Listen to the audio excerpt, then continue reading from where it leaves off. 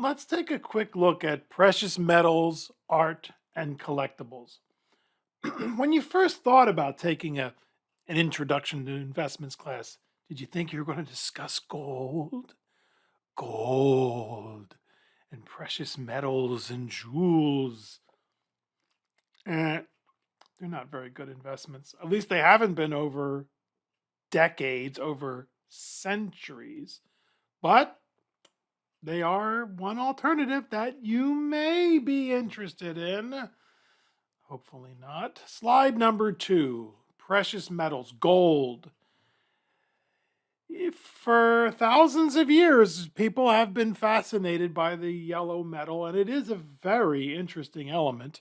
Take a gold bar, put it in the ocean, and 5 years later, it'll still be there. Unlike most items, they would rust, corrode, dissolve.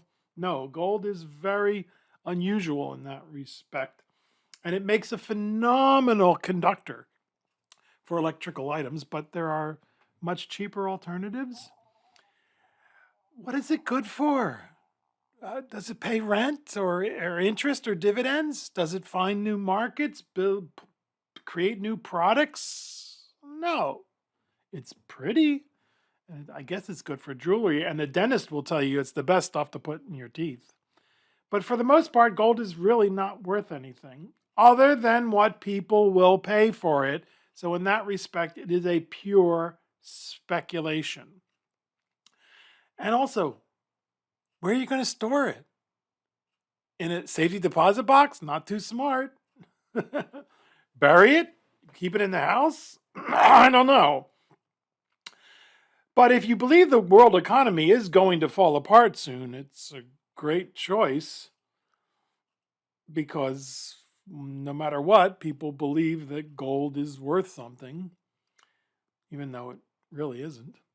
And I like the way Tom Petruno said, what he said about it. If your reason for owning gold has something to do with the end of the world as we know it, shotguns and canned food probably would be more practical investments. Yeah, what are you going to do with your gold when the society falls apart? And all the ammo you have, I got 4,000 rounds of ammunition. Great, shoot 4,000 people. There's 50,000 more coming your way. The gold coins, though, are beautiful. I love the Canadian maple leafs. You go to a coin dealer, once they realize that you're just looking there to look at them, they'll promptly show you the door. But the United States golden eagles are gorgeous. And you can even buy mutual funds that invest in gold, or at least you hope they're investing in gold and not lead that's been painted gold. Now, what about silver? No, silver actually does have many industrial usage, but the biggest usage for silver is long gone. That was film, and some of you have never seen any of those little yellow boxes from Kodak, right? They are all gone, no more silver. But now these three, platinum, palladium, and rhodium, are actually very interesting. And when we would discuss these, people would ask me about them, and I would say, well, I really don't know that much about them, but they are very important with regard to catalytic converters and fuel cells and other exotic devices.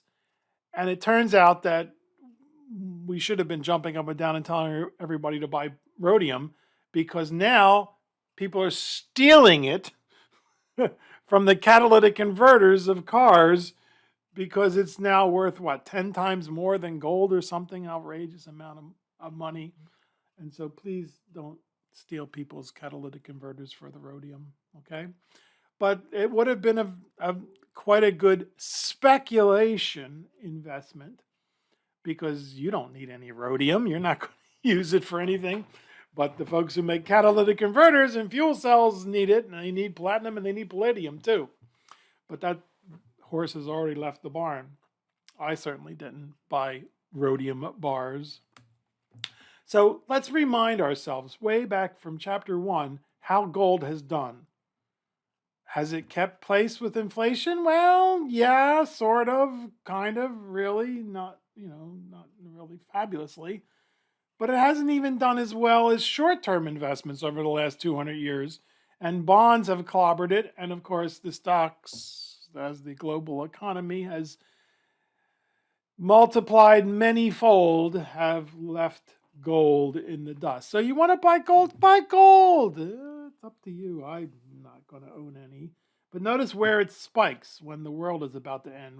Civil War, World War II, inflation of the 1970s, and then it promptly came back to earth, and then it's elevated again and come back. So you decide whether you want to own some gold.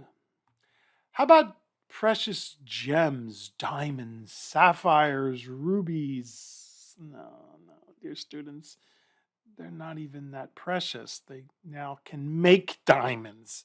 You can send in the ashes of your dead pet or Uncle Harry, and they will send you back a diamond, because diamonds are made out of carbon, but you need thousands of pounds of pressure at thousands of degrees Fahrenheit to make a diamond. So it's not cheap, but it's also not very expensive. Diamonds are not an investor's best friend. Sorry. What about art? Rare coins, stamps, sports memorabilia, rugs, Chinese ceramics, beanie babies, art. Well, it can be a great hobby. It might be a good investment, or it might be a financial disaster. How would you like to have a painting worth $25,000 hanging on your wall and the kids throw ketchup on it? And then there's always the story of the El Cajon Barbie guy who supposedly had $50,000 worth of Barbie dolls in a self-storage container. And one weekend it magically disappeared.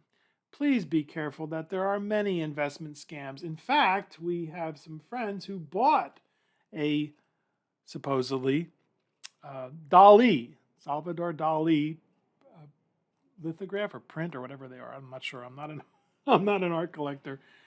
And at the time they bought it, they found out later on that there was a rash of counterfeit Dalis on the market. So they have a funny feeling that the Dali that's hanging in their foyer is not a real Dali, because you better know the dealer's reputation, comparison shop. But please listen to Christopher Berge of Christie's Auction. Don't buy art as an investment. Right, you buy art because it speaks to you. It moves you in some way emotionally, makes you think. I bought a piece of art a long time ago, and actually I've done fairly well with it. I paid $20 for it a million years ago. And the last time I checked, a half a million years ago, it was now worth $500. So, not that I'm ever going to sell it. And I don't know if I actually tried to sell it, how much I'd actually get for it. And that's the problem with these things. Sure, this guy says, yeah, these stamps or these baseball cards are worth this much, and that's how much I'll sell them to you. And then when you try to sell them back, remember the spread? Ugh. By the way, the maximum capital gains tax gains on most all investments for the vast majority of us is currently 15% and could be as low as 5%. For very wealthy people, it can be as high as 20%. And there's talk of raising it. But the capital gains tax rate on precious metals, art, and collectibles is 28%. And none of these are eligible for tax qualified accounts. Well, there's a couple of exceptions. But really, you think the Congress is trying to tell you something? Yeah, these are not investments. They're speculations. They might turn out for you, but they can be great hobbies, especially if you love beanie babies. Enough said.